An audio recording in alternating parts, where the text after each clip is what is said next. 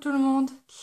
Alors, bienvenue pour ce nouveau bilan lecture que j'essaie cette fois de tourner depuis mon smartphone.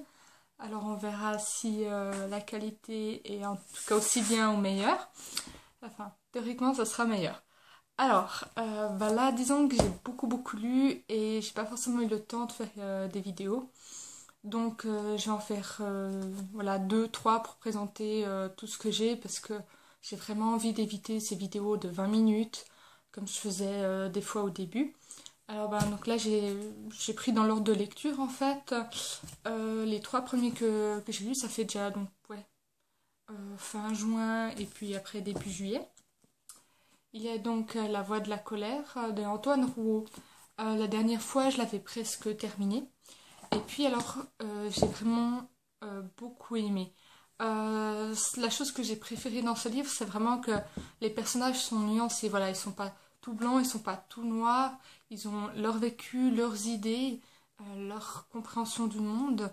Et même si on n'est pas d'accord avec eux, même si on désapprouve complètement leur façon de penser, de faire, comment dire, à leur place, si on avait vécu leur vie, il aurait été en fait difficile de faire autrement. Donc voilà, moi j'ai beaucoup aimé ça. Donc même ce vieux chevalier, ouais, raciste, aveugle à toutes les machinations politiques en quelque sorte, hein. Lui c'est un guerrier, donc pour lui, voilà, tout peut être réglé par l'épée d'après lui.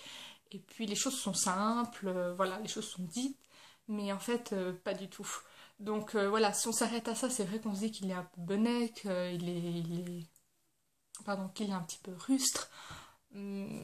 Mais non, en fait, c'est vraiment une personne incroyable. Mais voilà, qui a eu ce parcours-là, qui a fait de lui cet homme-là.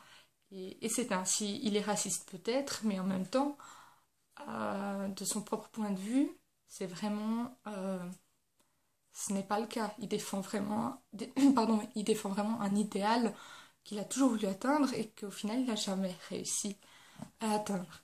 Alors voilà, donc ça, c'est le vieux chevalier et ce vieux chevalier donc qui va former un duo avec le chevalier Grenouille, enfin celui qui deviendra chevalier, mais qui se fera appeler Grenouille tout le long. Et puis ce Grenouille en cache beaucoup plus que ce qu'il est en réalité. Donc je pas trop vous en parler, sinon je vais vous gâcher le plaisir. Mais voilà, ce grenouille aussi à sa façon et je trouvais très bien construit. Il n'est pas tout blanc, il n'est pas tout noir, il est voilà, c'est un petit peu le même principe, sauf que sauf que lui il ira un peu plus loin que son mentor.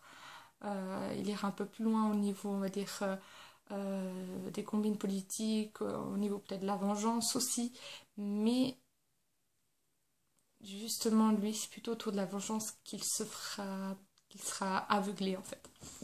Donc, vraiment une très belle fantaisie. J'ai trouvé un monde pas trop compliqué. Les choses sont amenées peu à peu. Euh, on s'en mélange pas avec les personnages. On se mélange finalement avec pas grand-chose. C'était voilà. Après, il manquait peut-être cette petite étincelle qui fait que ce livre est incontournable, mais en tant que tel, vraiment très bon moment. Une deuxième partie peut-être aussi des fois un petit peu répétitive, mais dans l'essentiel, un rythme excellent, des personnages donc très bien construits, une belle écriture. Donc voilà, moi j'ai vraiment bien aimé ce roman et donc vraiment tout particulièrement les personnages. Ensuite, avec Chlo, on s'est fait une petite lecture commune sur les chaînes du dragon. Donc, c'est le tome 1 de Urog, hein, de Patricia Brix. Ce livre-là a été très vite lu. Au début, je me disais, oh mon Dieu, ça va être vraiment pénible à lire parce que le personnage principal, en fait, joue l'imbécile, mais au premier sens du terme, on va dire. Donc, ouais, c'était un peu, moi, je trouvais un petit peu difficile à l'apprécier, à lire finalement, parce que bon, voilà, moi j'avais besoin d'un petit peu quelque chose de plus concret. Et puis en fait, ça va très vite bouger. Il va partir donc avec toute une équipe pour essayer de récupérer son propre royaume. Et puis, ouais, c'est c'est chouette parce que ça parle de nains, ça parle de dragons, sans forcément qu'on en voie, hein, attention.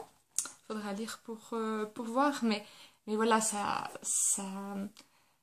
comment dire, je trouve vraiment sympa cette idée, voilà, d'utiliser tout le merveilleux, de, qui est une équipe. Moi, j'aime beaucoup quand ils sont, voilà, tout un groupe qui partent à l'aventure et il y a beaucoup d'interactions toujours. Enfin voilà, c'était vraiment très très sympa à lire. Après voilà, c'est pas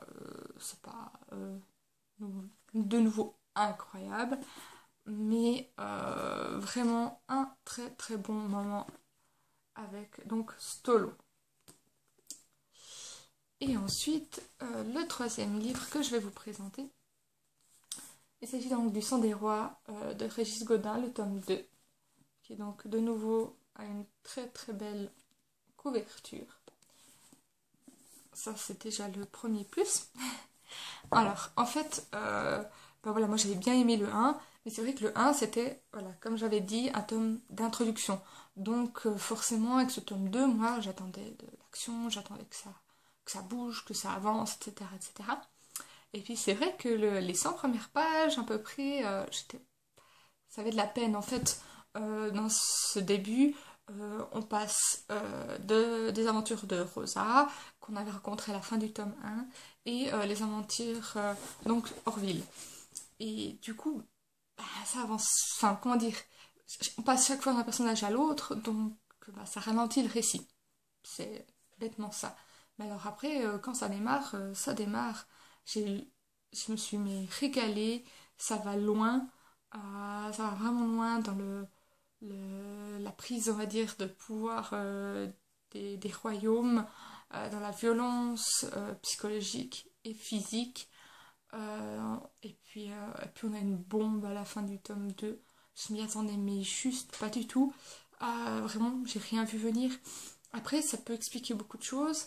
Ça peut être intéressant pour les tomes suivants, comme pas. Là, c'est vraiment Régis Godin, il peut faire du très bon ou du très mauvais. En l'occurrence, j'ai toujours eu un bon feeling avec cet auteur. J'ai un bon feeling avec cette saga, donc en tant que tel, je ne me fais pas trop de soucis. Après, voilà, c'est vrai qu'il va vraiment falloir qu'il tombe pas dans les clichés ou dans la facilité, que ce soit vraiment bien fait. Mais vraiment, avec cette petite bombe, comme je dis à la fin, à la toute fin de ce tome, je pense qu'on peut vraiment bien se régaler par la suite.